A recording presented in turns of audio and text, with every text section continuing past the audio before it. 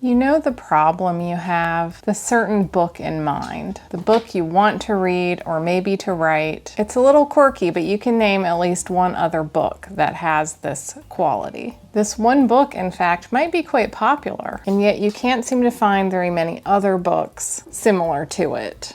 Or maybe you write a book like this and you can't seem to market it. Now, I'm not talking about books or genres that simply aren't as popular. We know the reality that the best-selling genre is romance, and then you have a tier. Like if you write horror, for example, the market just isn't going to be as large as for romance. And if you write epic science fiction romance, you're objectively going to have a harder time selling that than a paranormal romance. What I'm talking about is something that seems theoretically like you should be able to find it, and yet you can't. It's just different enough that you can't seem to put a name to it. Hello friends, I'm Lydia Foxglove and I've made my living as a fantasy author for the last 16 years. I've had a lot of requests for a video on how to market a book. This video is kind of in line with that. Before I get into any specifics of how to market a book, there's a topic I want to cover that I don't think is brought up very much when it comes to talking about books and how we find them. We live in a world of keywords and hashtags and those little pictures with tropes pointing to the cover. It is perhaps easier than ever to find the book you want to read, as long as the type of book that you want to read or the type of trope you want to read already has a name. Let me give you an example. Legends and Lattes was a self-published novel that was marketed as a slice of life or low-stakes fantasy novel. It did very well, and readers started to discuss it in terms of being a cozy fantasy, along the lines of cozy mystery. This book did so well, in fact, that I bought it off the shelf at Barnes & Noble because it had been picked up by a traditional publisher and carried in bookstores everywhere. Cozy fantasy is now a recognized subgenre, and if you want to read more cozy fantasy, it's easy to find more of them. There is a Reddit dedicated to it, there is a Facebook group dedicated to it, and it's now starting to become a term that people know. I've seen people on the cozy fantasy group saying they have wanted something like this for years, that they have wondered why there's cozy mystery but there's not cozy fantasy. I'm in this camp. I've been telling people for years that what I really write is kind of a slice of life fantasy. Not that all of my books are like that, but it is something that I love. So if you write a cozy fantasy today, you're going to have a much better chance of selling it because it has a name, it has a subgenre, a keyword, a hashtag. But it is quite possible that this genre could have taken off years ago if that term would have just come into being sooner for whatever reason. However, there are also limitations to the fact that cozy fantasy became the term instead of slice of life or low stakes fantasy. The name that we end up settling on has an impact on how the genre is shaped. What I like to write really is more of a slice of life fantasy than a cozy fantasy. I see people all the time on groups saying, well, I don't think that cozy fantasy should have X element or X element or X element because that would cause me stress, or it's kind of a trigger for me. Every reader has different things that stress them out, so it can be a bit of a challenge to write a book that is interesting but doesn't stress out anybody.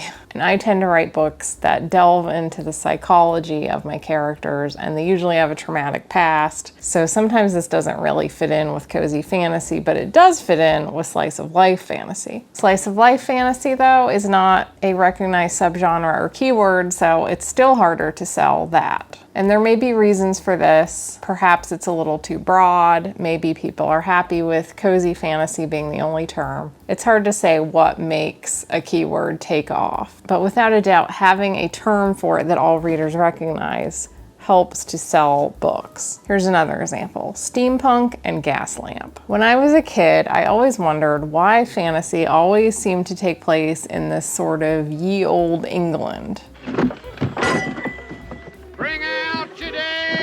I wanted to write fantasy that was inspired by other times and places sometimes, but at that point it was all kind of riffing off Tolkien still, and there was very little that wasn't in like a medieval England. More historical fantasy did start to crop up over time. I think that A Great and Terrible Beauty probably helped to pave the way for the novel that would become my debut novel, Magic Under Glass, which was a young adult novel that came out in 2009. And it took place in kind of a pseudo-Victorian world. About the time that it was published is when steampunk started to kind of bubble up in the consciousness in more of a mainstream way. And because Magic Under Glass, the plot centered around an automaton with the spirit of a dude trapped inside him.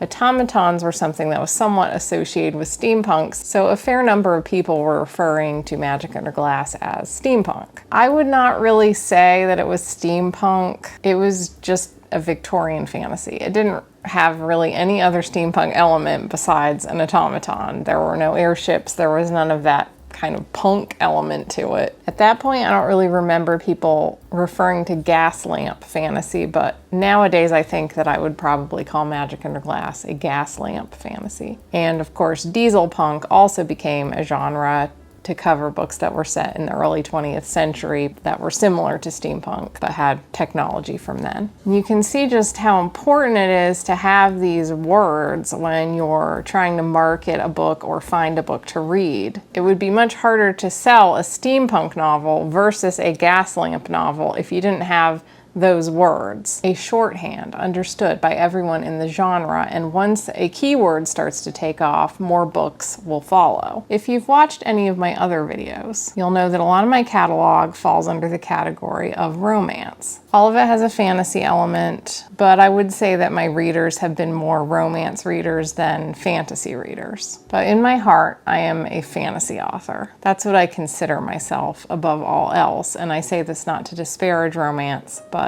simply because it is true. The type of novel that I truly love to write is more fantasy than it is romance. All of my fantasy novels center around two people falling in love, and I know what you're thinking. Wait a minute, Lydia, isn't that just the new genre, romantasy? I mean, not that romantasy itself is new, but the word is new, and currently it's associated with kind of a Sarah Moss vibe more than anything else. Right before the term romantasy came along, I heard people trying to make this work. Fantasy romance is a romance in a fantasy setting. Romantic fantasy is a fantasy novel with a romantic plotline. I don't think this ever really took off, and you can see why. How many readers, or even writers for that matter, really understand the difference between those two things or are gonna keep them straight in their head? I know whenever I was on Instagram using hashtags, I would just use both because I figured, And now that we have romantasy, I think it is impossible that we're ever going to make romantic fantasy work as a shorthand for a fantasy novel with a romantic plotline. In fact, my brain is glazing a little just talking about all of this, so that just kind of shows how hard it would be to make this really take in the public buying consciousness. But this is the kind of book I write. In my Cursed Soul trilogy, Velsa is a living doll, very lifelike, created from magic and intended to be sold to a male buyer as soon as she comes of age. Although their bodies are artificial and created from magic, the Finarlum, this race of created beings, have souls and emotions just like flesh and blood people. However, their enslavers have employed various methods to dehumanize them, and Velsa fully expects to be purchased by someone who will see her not as a person but as a toy or a pet, something to be abused. This is a terrifying fate, but she is one of the lucky few. She is purchased by a sorcerer who really hasn't had much experience around Finarlum, but is more fascinated by the magic that creates them than he is intending to use them. In fact, he doesn't come intending to buy a Finarlum at all. He kind of just wants to see them. But as soon as Grau sees Velsa and they meet eyes, he feels a deep connection with her, which he doesn't expect. And this certainly does sound like the start of a romance novel, but my execution of it was not really conforming to romance tropes. Grau feels guilt that he owns this girl, and he feels more guilt that he wants her, even as he realizes that he is saving her from worse fates. He respects her and he wants to set her free, but it isn't an easy thing to do. And Velsa, for her part, also feels an attraction to him. And they're kindred spirits. They really are friends, and they're both similar people who are attracted to the natural world and are somewhat introverted. If they were on equal footing, they would get along beautifully. But throughout the entire series, Velsa is very aware of the power imbalance between them. She is aware that she doesn't really have a choice other than to be with him, that he chose her, that even if she loves him, she feels a certain resentment to him that she wasn't given a choice. Sometimes she is angry at him, and she has to learn how to deal with and express anger when she was raised to believe that she would not even be allowed to express anger. It's hard for her to trust him sometimes. In the second book, there is a flesh and blood woman who feels an attraction to Velsa, and Velsa has a moment of questioning her sexuality entirely and whether she would even choose a man at all. So in a lot of ways, this is more of a coming of age story for Velsa, as she is exploring each of these different levels of feeling, and throughout the story, she gets more and more freedom. Ultimately, it's through questioning her existence and her relationship with Grau and the arguments that they have, working their way through this tension, that their relationship develops, and by the end, it really feels like, at least to me writing it, as a true and equal love. But when I think of like the popular romance novels out there, I feel like most of them exist in a little more of a fantasy space, where the couple doesn't really deal with that kind of tension. Tension that feels more like a real marriage, obviously with some added circumstances. But nevertheless, they have like some,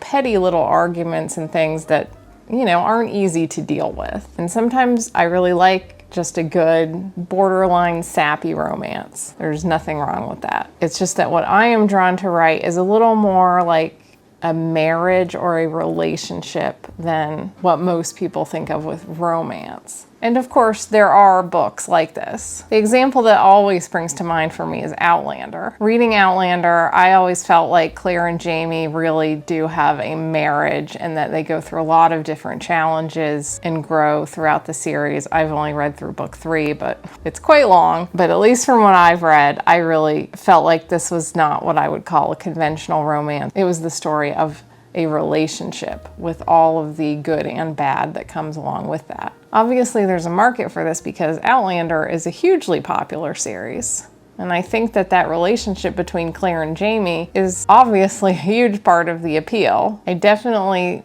know that there are other readers who want more complex relationships that nevertheless end happily and give you some of the satisfaction of a romance, but feel very real and nuanced. And there are obviously romance novels like this too, as well as a lot of the fantasy that I grew up with. I was drawn to fantasy that had a romantic plotline in it, and a lot of it was more complicated, I would say. So anyway, that went on for a while. What I'm getting at in the end is that if there was a name, if we called it something like relationship stories, marriage stories, I don't know, that's part of the problem, is coming up with a right name and that name taking off and everyone understanding mutually what it means. But if it has a name, it's much easier to write the books and find the books. So what is the answer to this? Well, I don't really know, because obviously new genres pop up all the time. We're always going to need to have the collective jump on a term and acknowledge it, and all of us to understand what that means. So getting back to the marketing advice people keep asking me for, I'm again going to point to steampunk versus gaslamp. If you know anything about these two genres, you know without me having to explain what the differences are, what the cover would look like for a steampunk novel versus a gaslamp novel. If you've never read anything like that, you might have no idea what the difference between steampunk and gaslamp is, but readers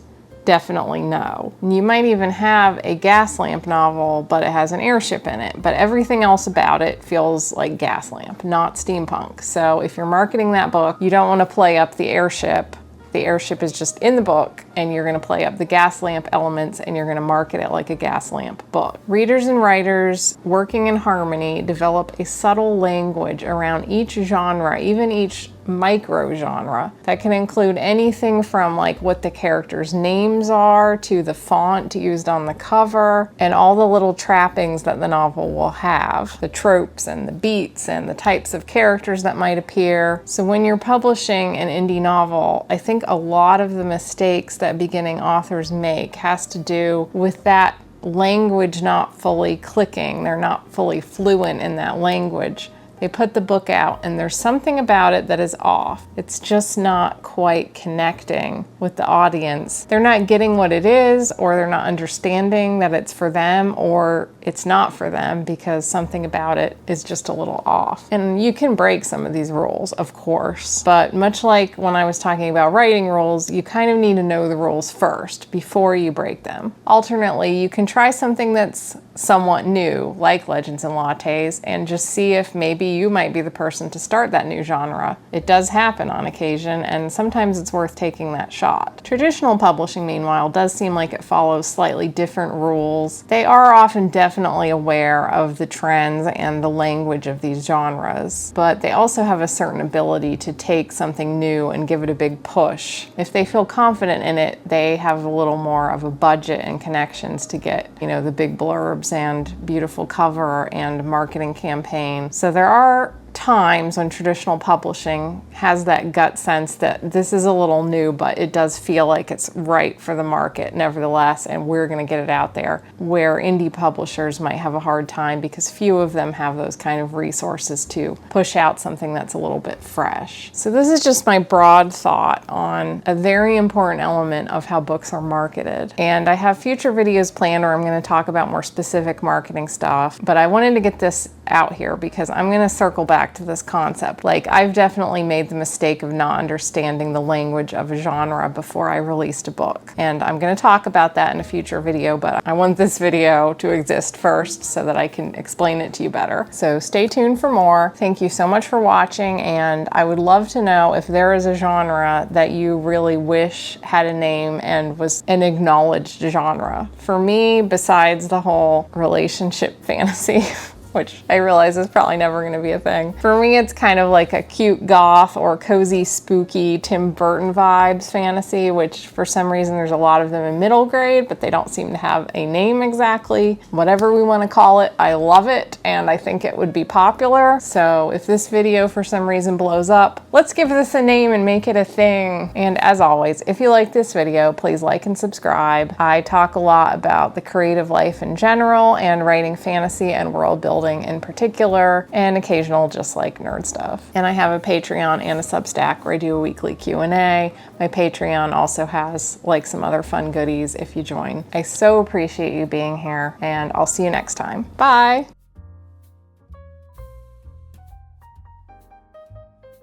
It's a little quirky, but you can name at least one other